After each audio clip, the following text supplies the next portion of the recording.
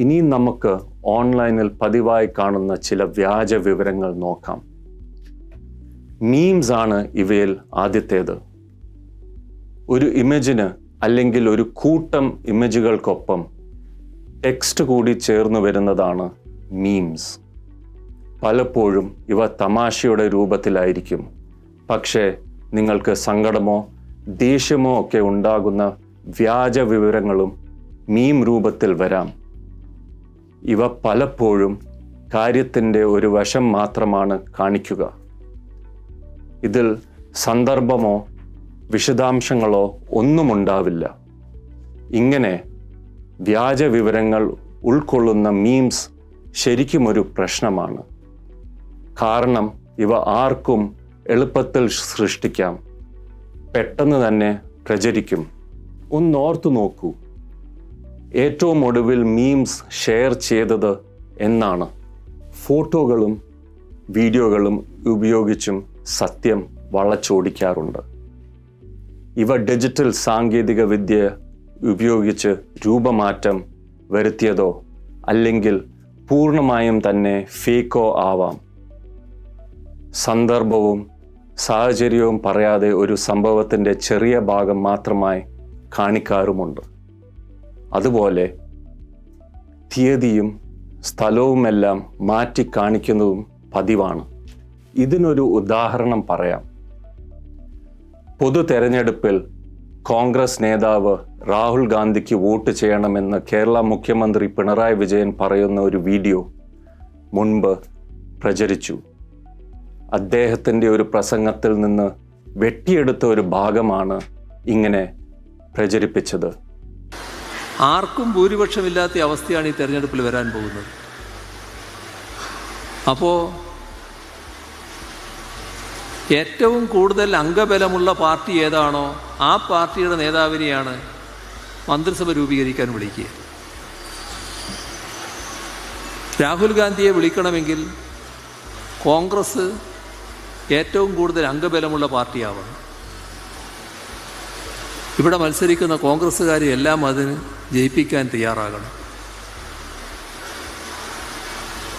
ഇവിടുത്തെ LDFിൻ്റെ സ്ഥാനാർത്ഥി വിജയിച്ചില്ലെങ്കിലും രണ്ടു കൂട്ടരും BJPക്ക് എതിരാണല്ലോ. അപ്പോൾ പ്രധാനമന്ത്രിയായി വരാൻ സാധ്യതയുള്ള ഗവൺമെൻറ് രൂപീകരിക്കാൻ സാധ്യതയുള്ള കക്ഷിക്ക് വിജയം ഉറപ്പാക്കണം.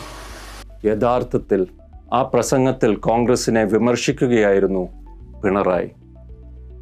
2019 ലോക്സഭാ തെരഞ്ഞെടുപ്പിൽ കേരളത്തിൽ കോൺഗ്രസ് മുന്നേറിയത് ശരിയായ കാരണങ്ങൾ കൊണ്ടല്ലെന്ന് വിശദീകരിക്കുകയായിരുന്നു. ഇവിടെ രാഹുൽ ഗാന്ധി മത്സരിക്കാൻ വന്നു വയനാട്ടിൽ. കോൺഗ്രസ്സുകാർ വ്യാപകമായി പ്രചരിപ്പിച്ചു രാഹുൽ ഗാന്ധിയാണ് അടുത്ത പ്രധാനമന്ത്രി സ്ഥാനാർത്ഥിയാണ് ഇവിടെ വന്നിട്ടുള്ളത്. അതിൻ്റേതായ ഒരു പ്രത്യേകത ഉണ്ടാക്കാൻ അവർ ശ്രമിച്ചു. ഒരു ഘട്ടമായപ്പോൾ കോൺഗ്രസ്സുകാരുടെ പ്രചരണത്തിൻ്റെ രീതി മാറി.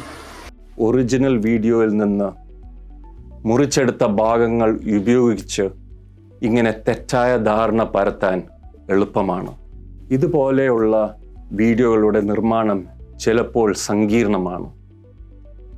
AI-യും ഡീപ്പ് ഫേക്ക് പോലത്തെ ടൂൾസും ഉപയോഗിച്ചാണ് ചിലതൊക്കെ നിർമ്മിക്കുന്നത്. നമ്മളിപ്പോൾ കണ്ട വീഡിയോ പോലെ കാര്യമായ ചെലവില്ലാതെ ആപ്പുകൾ വഴി നിർമ്മിക്കുന്നവയുമുണ്ട്. ഇത്തരം ടെക്നിക്കിലൂടെ ആളുകളുടെ സംസാരം സാവധാനത്തിൽ ആക്കാനോ അവർ മദ്യപിച്ച് സംസാരിക്കുന്നത് പോലെ തോന്നിപ്പിക്കാനോ അവർ പറയാത്ത കാര്യം പറഞ്ഞതായി കാണിക്കാനോ പറ്റും. ഇത്തരം വ്യാജ വിവരങ്ങൾക്കും ഡീപ്പ് ഫേക്ക് വീഡിയോകളിൽ നിന്ന് ഒരു ഭാഗം വെട്ടിയെടുത്ത് പ്രചരിപ്പിക്കുന്നതിനും എതിരെ കരുതിയിരിക്കുക. ഇവ ഉണ്ടാക്കാനും പ്രചരിപ്പിക്കാനും എളുപ്പമാണ്. എന്നാൽ നമ്മൾ എന്ത് വിവരമാണ് തേടുന്നതെന്ന് കൃത്യമായ ധാരണയുണ്ടെങ്കിൽ ഇവ തിരിച്ചറിയാനും എളുപ്പമാണ്. AI വഴി സൃഷ്ടിച്ച ചിത്രങ്ങളാണോ എന്ന് തിരിച്ചറിയാൻ അവയുടെ കണ്ണുകൾ, മുടി, വിരലുകൾ എന്നിവ ശ്രദ്ധിക്കുക. ചിലപ്പോൾ 6 വിരലുകൾ കാണാം.